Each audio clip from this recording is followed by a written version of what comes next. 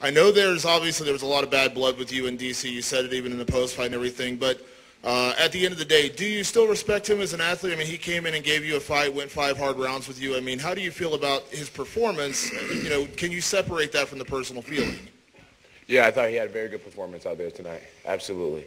You know, my lips swollen, my eyes fat. It was a 5-round fight.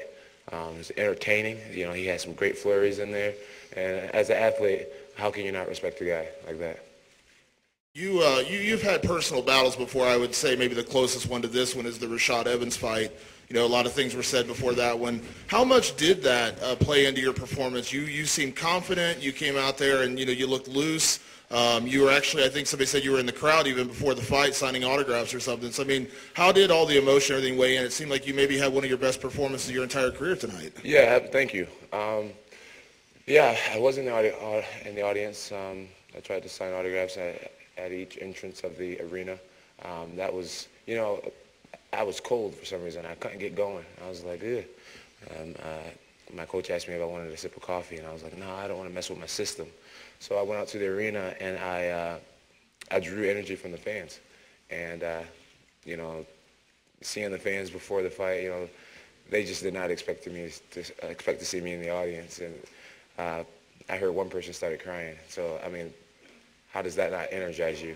I went back into my locker room, and I just felt so much better, and I was just like, yeah, this is my arena.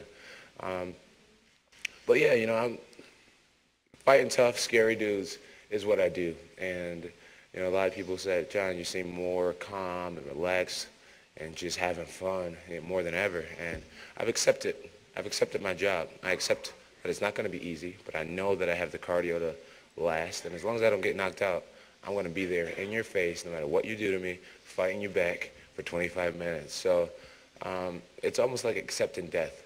Once you're not afraid of death anymore, you can just kind of have fun and do your thing. That's where I'm at right now when it comes to MMA.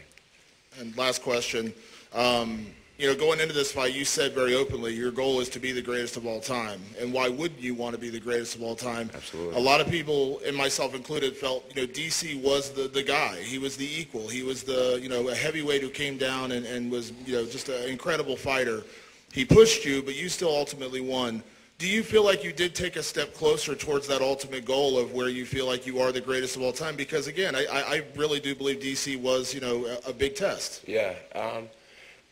You know, my plan is to become the greatest fighter of all time, and it's so feasible. It's so attainable. All I got to do is just stay focused and keep believing just the way I believe and to keep working. And I do believe 2015 will be the year I solidify it. Big thing that I'm excited about is getting back to Albuquerque. You know, I do not train in between fights, and that's pretty well documented. I'm sure a lot of people have seen pictures of me having this big gut, things like that. And normally I get back to Ithaca after a fight and hang out with my buddies. I have guys over. We play video games all day in my little movie room or whatnot. And I become a full-time dad. And now that I live in Albuquerque, man, it's going to be huge. This next fight is going to be something else. Going to get right back to strength and conditioning. We're going to actually start working towards a black belt and jiu-jitsu. And I get to work on things. I'm so excited for this development and for this maturity that I'm getting ready to start going through, training in my off-season. Expect whoever I fight next to have their hands full.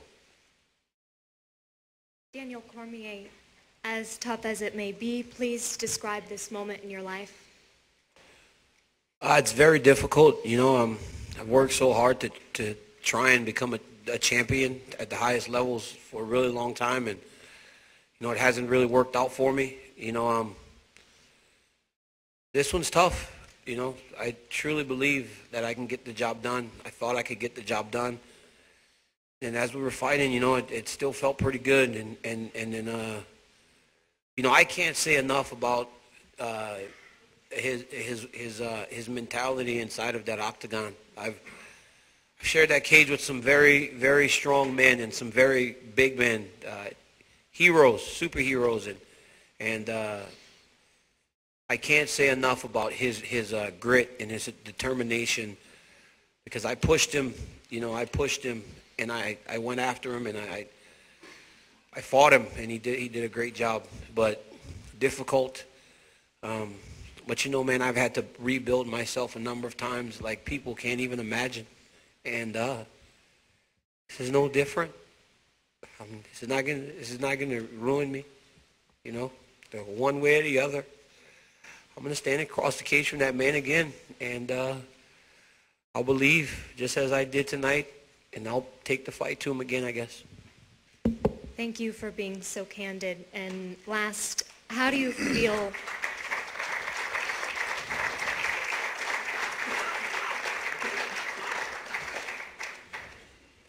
Physically, how do you feel? It looked a little difficult for you to sit down.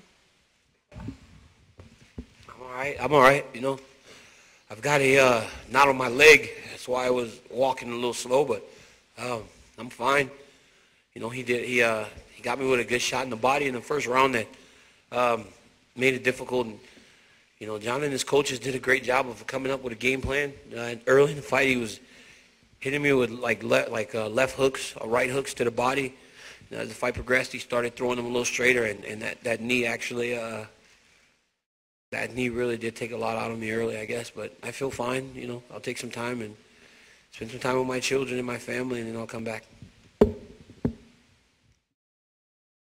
Question for John. Congrats, John. The fight, I think if people would have mapped it out and they knew it went this way, they would say it might have favored Cormier, and yet you won the fight, you know, in a style that might have favored him. Do you get any more, you know, joy out of the victory, you know, beating him essentially at his own game? Yeah, absolutely. You know, my wrestling coach, you know, he is a collegiate wrestling coach right now. You know, where a lot of these coaches in MMA, they focus on MMA wrestling.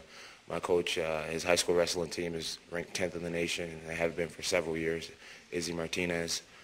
So Izzy's very connected to the wrestling community. And, you know, he said, everywhere I go, man, all the tournaments, everyone is rooting for DC. He was like, the whole wrestling community is against you right now. And we have something to prove, John. We have to show these guys that if you went D1, that you would have been a national wrestling champion. If you would have went for the Olympics, you would have placed at the Olympics. You know, we have to show them that you used your gifts for MMA and not wrestling. Because your dream got cut short and you had a kid and you had to give up wrestling doesn't mean that you can't wrestle with these great wrestlers. So we had a chip on our shoulder, and our goal was to go out there, have faith in our wrestling, and to take him down, and to earn the respect from the wrestling community. So I applaud my coach for building up my belief and believing in me. And as far as beating him in somewhat of his own style, you know, I watched him fight so much that I actually absorb who he is. I absorb grinding. I absorb, you know, I watched him hold my boy Frank Mir against the cage, and I was just like, see what you're doing there. And just watching my opponent so much, I start to subconsciously and their gifts. And so when they do to me, I'd end up doing it to them. I am proud to say that this team is unbroken. So everyone who brought Breaking Bones shirts, you saw what happened. Feel free to buy yourself an unbroken shirt from Reebok. I felt like we were the king of the grind tonight. We work hard at Greg Jackson's, you know. Working in the desert, man. In order to hang out in the desert, you got to be tough. The animals that live in the desert are tough. The plants that survive in the desert are tough. My boy Cowboy here is a bad mofo. So we embrace the grind. We're the king of the grind. Today, our team went 3-0. 4-0. So, if you guys want to be a part of the best martial arts program in the world, feel free to join Jackson's MMA. And John, you referenced a couple times in it. That was Greg. Kidding.